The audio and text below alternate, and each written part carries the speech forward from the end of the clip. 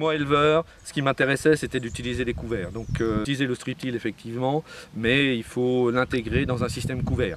Le strip-till est de mettre des févroles en même temps à l'automne voire l'été, avant.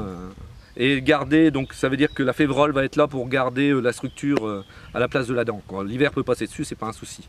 Mais bon, on est sans arrêt en train de chercher, d'évoluer. C'est, je veux dire, bon, on ne va pas dire qu'on est précurseur, mais il faut adapter. Ce qui se fait dans le sud de la France ou dans le centre de la France, on ne peut pas l'adapter.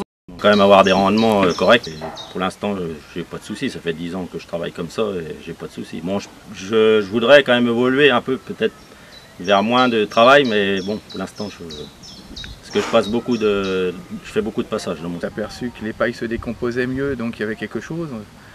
Le quelque chose, on a vu que c'était tout ce qui était lombrique qui était différent. Il y avait beaucoup de choses qui s'est mis en place. Moi, je suis éleveur, donc j'ai du fumier. Donc le fumier, on le met quand, où, pour l'enfouir, on fait comment, donc c'est quand même un souci. L'autre souci aussi que j'ai rencontré, c'est au niveau de l'azote, quoi. Parce que là, bon, j'ai mis une petite quantité d'un engrais starter au semis, là, 1846.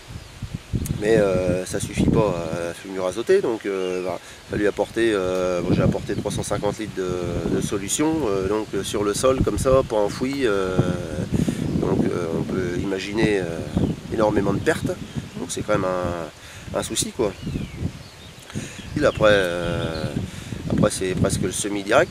Au niveau mauvaise herbe, on s'aperçoit que le fait de ne pas avoir touché le sol, il n'y avait pas une grosse pression, il y avait plus de mauvaises herbes dans les deux fourrières et la partie en traditionnel. L'utilisateur qui parle, on n'a rien à vendre, nous c'est juste des témoignages.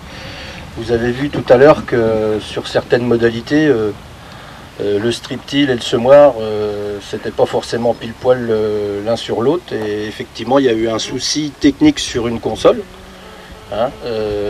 Moi, pour info, l'année dernière, au mois d'août, j'ai utilisé le strip-till pour le colza. J'ai semé mon colza. Bon, j'ai pas eu de chance, il y a une partie qui a été bouffée aux limaces.